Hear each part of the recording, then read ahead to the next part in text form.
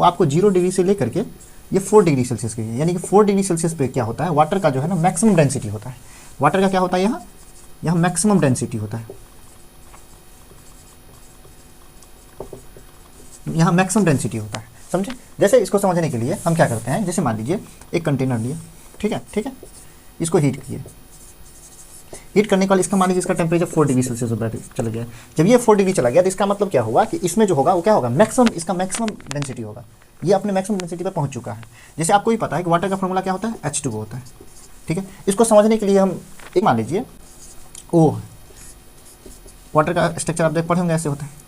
अब ये क्या होता है, जैसे देखिए, अब इसको करते हैं, इस दोनों के बीच में जनरली क्या होता है, इस दोनों के बीच में ये हाइड्रोजन बॉन्ड है, हाइड्रोजन बॉन्डिंग।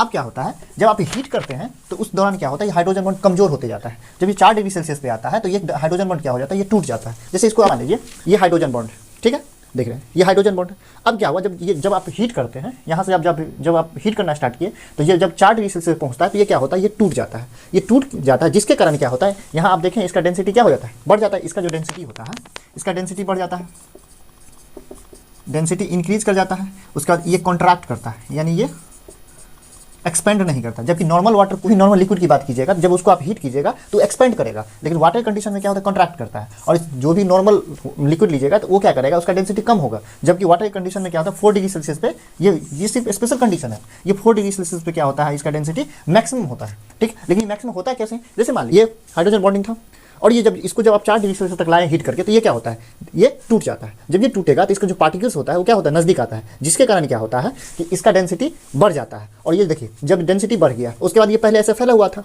अब ये जब टूट गया तो ये क्या हो गया, कॉन्ट्रैक्ट हो गया, ठीक है। इसी कारण से ये क्या करता है, ऐसा बिहेवियर शो करता है। जनरली जो है ना इसका एप्लीकेशन पूछा जाता है।